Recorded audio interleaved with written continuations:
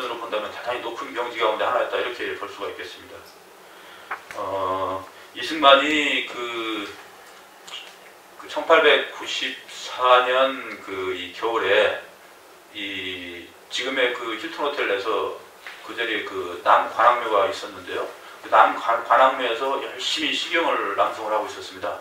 근데 그 시경을 낭송할 때 이제 친구인 신궁우가 와가지고 이게 이제 한문공부 그만하라. 세상이 이제 변했으니까 이제 신학문을 이제 배워야 되지 않겠느냐 이렇게 얘기를 하니까 이승만이 이제 그 말에 따라가지고 바로 이제 이듬해 이제 처음에 이제 배제학당에 들어가는 겁니다. 이승만이 이제 배제학당에 들어가는 것은 기본적으로 영어를 배우기 위해서 들어간 건데 그 영어를 배우겠다고 하는 것은 이제 출세를 위한 그런 그 도구적인 현실적인 수단으로서 이제 영어 배우기 위해서 배제학당에 들어갔던 것입니다.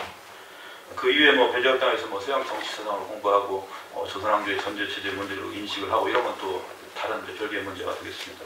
하여튼 이승만은 20살 때까지 그렇게 전통 학문을 깊이 이수를 해서 오늘날 수준으로 봤을 때는 그 나이에 한학자라고 불러도 손색이 없을 만큼 학문적인 경지를 이루었습니다. 그리고 역시 또 미국 유학을 해서는 이제 서양적인 인물이 되는데 그 기반을 분명히 쌓았던 거죠. 미국에서 석사, 박사, 학사를 다 마쳤습니다.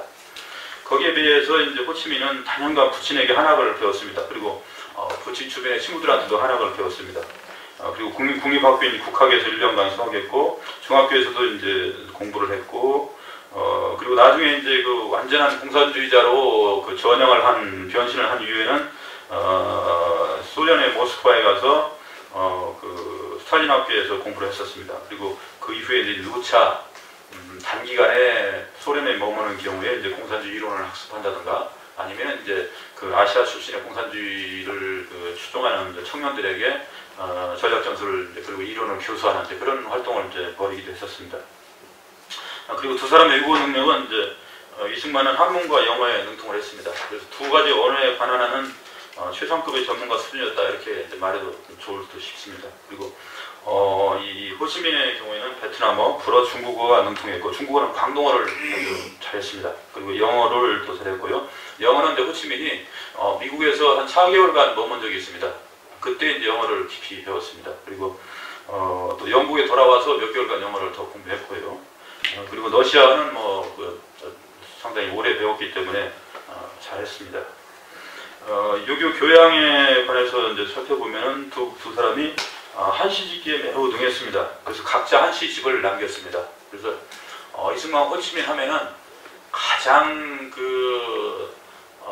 공통점이 있다라고 말할 수 있는 점은 바로 이 점이 되겠습니다. 그러니까 둘 다가 어려서부터 유교적인 가풍 속에서 태어나서 한학 내지는 유학을 단연간 깊이 수련을 했다. 그런 바탕 위에서 한문과 한시를 능숙하게 지을 수 있었다. 이것이 이제 이승만과 호치민을 이제 떠올린다면 가장 우선적으로 들 수 있는 공통점이 아닌가 이렇게 생각을 해볼 수가 있겠습니다. 그런 점에서 이 호치민의 경우에 호치민이 이 한시를 능숙하게 지었다는 사실, 그건 상당히 이제 특이한 그런 사실 가운데 하나이겠습니다. 아마 제가 글을 읽다 보니까 1980년대 이후에 나온 베트남의 호치민 선집에는 호치민이 쓰였던 옥중일기, 옥중일기는 그 일기가 아니고 한시 모음집입니다. 그 한시가 빠져 있답니다. 그래서 그 이유가 이렇게 지금 설명이 되고 있는데요. 호치민이 지니고 있는 혁명가로서의 순결성 내지는 강고함, 미제국을 상대로 강렬하게 이렇게 투쟁을 해서 통일을 이루었던 놀라운 인간적인 위상, 그런 위상과 이 한시를 지어서 음풍농을 하고 자연을 노래하고 자기 개인적인 시민을 노래하고 이런 것이 맞지 않았다는 거죠. 그래서 베트남 정부가 의도적으로 지금 이걸 빼고 있다 이렇게들 이야기가 나오고 있습니다. 그러나 이 옥중일기 자체가 호치민의 일상생활이나 그의 평상시에 이 사고방식을 이해하는 데 대단히 중요한 문제라고 저는 보고 있습니다. 종교 문제를 살펴보면 호치민은 이승만은 불교와 유교에서 출발했습니다. 특히 이제 불교는 어머니 영향을 이제 많이 받아서 어려서 어머니 따라서 절을 자주 갔었습니다.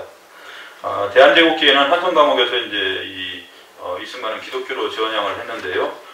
한성 감옥에 그 당시에 이제 콜레라가 막 유행을 해서 이 주스들이 막 죽어나가고 있었습니다. 그리고 이 목에다 착고를 끼고 발에다가 착고를 끼고서 거동도 불편한데 그런 상황 속에 있었기 때문에 그런 한계 상황 속에서 이제 서양 종교를 받아들였습니다. 이 호치민의 경우에는 이제 프랑스에서 그 사회주의자들과 이제 연계해서 활동하는 가운데 이제 레닌의 이제 공산주의를 수용하게 되었습니다. 그리고 결혼과 자녀 문제를 보게 되면요, 이승만은 이제 그 아들 하나를 두었는데 이 어린애가 이제 일찍이 죽었고 외국인 이제 프란체스카 여사와 결혼을 했습니다. 그리고 호치민의 경우에는 광주 여성 중국 광주 여성과 결혼을 했는데 딸 하나 두고 헤어졌습니다. 그리고 나중에 이제 그 동료인 응웬 티엔 카이 나이가 20살 차이 났는데요. 이 여성과 결혼을 했는데 헤어졌습니다. 근데 호치민의 경우는 이제 좀 불행했던 것은 응웬 티엔 카이가 호치민의 정족하고 결혼을 했습니다. 그래서 호치민은 아마 그 점에서는 인간적으로 갈등이 굉장히 심했을 겁니다. 교육자 경력을 보게 되면은 이승만은 옥중 교사를 진행 경력이 있고 상동통일학원 교장, 서울 IMC 총무, 하와이 한인중앙학원, 한인기독학원 교장 등을 지내서 비교적 교육 경력이 많았다 이렇게 볼 수가 있겠습니다. 그런데 반해서 호치민은 어촌에서 이제 베트남어 교사로 8개월간 근무를 했었는데 이 외에도 호치민이 모스크바에서 아까 제가 말씀드린 극동 청년들을 대상으로 이제 공산주의 학습을 담당하는데 그런 교수 활동을 했기 때문에 그것도 일종의 이제 교육 경력이라고 포함시킬 수가 있겠습니다. 그 두 사람에게 또 공통적인 이제 경력으로서 투옥 경력이 있습니다. 모든 혁명가들에게 뭐 투옥 경력은 뭐 일반적인 그 경력일 수가 있겠는데요. 하여튼 이 두 사람도 다른 모든 혁명가들과 마찬가지로 투옥을 당하는 기간 동안 저술도 하고 자기들의 사상을 심화시키는데 그런 기회를 맞았던 겁니다. 이승만의 경우는 이제 5년 7개월 동안 오래 있었습니다. 호치민의 경우에는 두 차례 이제 감옥에 갇혔었는데 2차 때 이제 이른바 이제 한시를 많이 남겼습니다. 그 생활태도는 둘이 이제 비슷했다고 볼 수 있습니다. 이승만은 근검절약하고 절실심이 강한 독실한 기독교 신자였습니다. 아침에 일어나면 이제 저녁에 자기 전에 반드시 이제 경무대 2층 기도실에서 이제 기도를 드렸을 정도로 이제 독실한 기독교 신자였는데요. 호치민의 경우에도 청빈을 중시하는 유교적인 이제 문사의 면모를 보였습니다. 이 문필 활동은 뭐 당연히 두 사람이 이제 많은 저술을 남겼는데요. 이승만의 경우에는 그야말로 방대하다고만 해도 과언이 아닐 정도의 많은 이제 글을 남겼고, 호치민은 비교적 많은 글을 남겼습니다. 특히 이제 호치민은 그 시기 이제 이 공산주의 서적을 베트남으로 번역하는 그런 일도 꽤 많이 했었습니다. 독립운동 기간 중에 이제 주 거주지로는 이제 미국 하와이와 워싱턴을 이제 이승만은 주 모델로 삼았었고, 호치민은 이제 프랑스 파리, 영국 홍콩, 중국 광동, 소련 모스크바 이런 등지 머물렀습니다. 그 해외 순방국은 이승만의 경우는 비교적 좀 제한적이었습니다.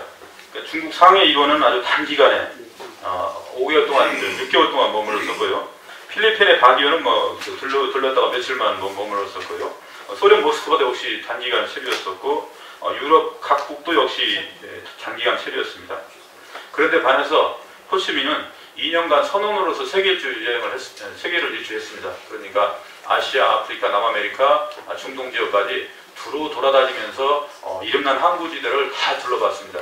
호치민에게 이 이름난 항구지대를 다 둘러본 것은 호치민이 현실적인 사회주의자 내지는 더 발전해서 공산주의자로 나아가는데 큰 영향을 미쳤다고 볼 수가 있겠습니다.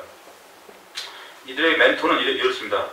이승만의 경우는 이제 청년기는 소재필이었고 장년기 이후에는 이상제였습니다.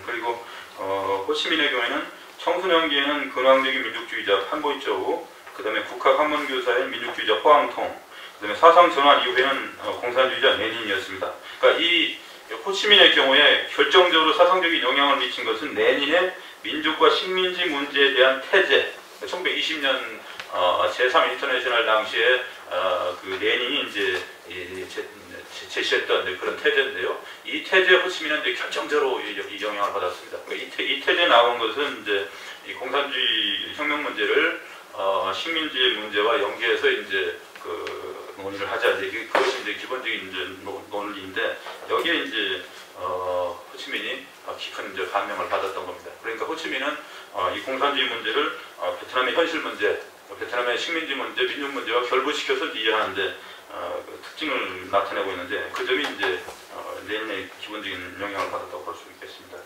정치 사상의 측면에서는 뭐 너무나 상반되고 대충 다 알려져 있기 때문에 이건 생략해도 좋겠습니다. 대외인식의 문제에서 이승만은 민주주의 국가인 미국에 대한 절대적인 지지를 표명하고 있었고, 공산주의 국가인 소련에 대해서 비판적인 그런 입장을 나타냈습니다. 이런 데 반해서 호치민은 소련과 중국 공산당에 대한 지지를 표명했고, 프랑스, 미국, 일본 제국주의의 비인간성과 유색인종 탄압 및 야만적인 식민 통치를 비판했습니다. 호치민이 독립운동 기간에 미국에 대해서는 전략 전술 차원에서 협력을 아끼지는 않았지만, 기본적으로 미국 사회의 흑인에 대한 탄압의 문제, 그리고 유색 인종에 대한 억압의 문제, 이런 것에 대해서는 이제 호치민이 굉장히 비판적인 그런 시각을 가지고 있었습니다. 그리고 두 사람의 이제 리더십은 이렇게 차이가 났습니다. 이승만은 현실주의 내지 실용주의를 중시하는 지도자이며 권위적, 독존적이며 과단성 있는 그런 성품이었는데요. 호치민은 거기에 반해서 현실주의 내지 실용주의적인 활동가형의 지도자였습니다. 호치민은 이론가라기보다는 활동가였습니다. 호치민의 사상을 얘기할 때 늘 이제 비판거리로 대두하는 것이, 레닌이나 모택동은 자기 나름대로 독창적인 이론을 제시를 했는데 호치민은 전혀 그러질 못했다, 이런 비판을 받고 있습니다. 그런 점에서 호치민은 이론가 내지 사상가라기보다는 공산주의 이론을 학습해서 그것을 베트남에서 이제 적용하는 데 뛰어났다는 그런 활동가였다고 볼 수가 있겠습니다. 그런데 반해서 이제 호치민은 성품이 비권위주의적이고 친절하고 온화한 그런 인물이었습니다. 이 점은 상당히 이제 높은 평가를 받고 있습니다. 지도 체제는 약간 이제 다른데요. 이승만은 지도자의 권한과 위상이 확고한 그런 1인 이 지배 체제를 선호했습니다. 그런데 반해서 호치민은 지도자의 우위가 보장되는 형태의 집단 지도 체제를 선호했습니다. 물론 이것은 이제 소련식의 집단 지도 체제 영향을 받았기 때문이기도 하지만, 호치민의 이제 개인적인 성품과도 일정 부분 연결이 되는 것이 아닌가 이렇게 보고 있습니다. 그다음에 이제 이 투쟁 대상에 대한 태도를 보면은 이승만은 강경한 비타협주의적인 노선을 일관되게 견지를 하고 있습니다. 이 점이 이제 이승만 박사가 다른 독립운동가들 내지는 다른 건국운동가들보다 뛰어난 측면이다 이렇게 볼 수가 있겠습니다.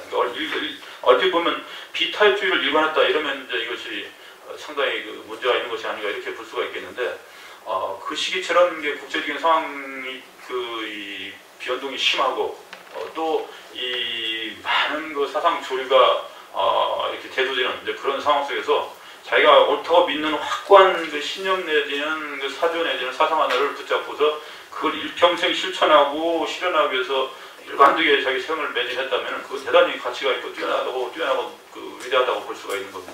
그 점에서 이 박사는 상당히 이제 주목을 받을 만한, 찬양을 받을 만한 그런 특징을 보였다고 저는 보고 있습니다. 그런데 반해서 호치민은 상황에 따라서 이렇게 통일 전선 전략을 이렇게 자유롭게 운용을 했습니다. 그러니까 자기 베트콩 집단의 이제 현실적인 세력의 정도의 문제에 고려를 해가지고 미국과 미국군과 연계를 한다던가 또는 일본군과 이제 협력을 한다던가 이런 모습을 이제 누차 보였었습니다. 그건 아마 공산주의자들 특유의 이제 전략 전술에 입각한 그런 이 활동이겠지만, 그럼에도 불구하고 호치민이 가지고 있는 이제 그런 일반적인 모습 가운데 하나가 아니었는가 이렇게 이제 보고 있습니다. 그다음에 이제 업적으로는 이 박사는 독립운동 경력은 화려하게 이제 가진 것이고요. 그다음에 대한민국을 건국했고, 대한민국의 자유민주주의 체제를 도입을 했고, 농지개혁을 했고, 한국전쟁을 이제 무난히 치러냈고, 한국의 이제 번영과 발전을 가져왔던 한미 조약을 체결하는데 수건을 세웠습니다. 그리고 호치민의 경우에는 독립운동 경력이 뚜렷했고요. 베트남 공산당을 결성했고, 베트남 통일운동의 이제 기초자가 되었습니다. 그래서 이 역사적인 평가의 문제는 이제 이렇게 되어 있습니다. 이 박사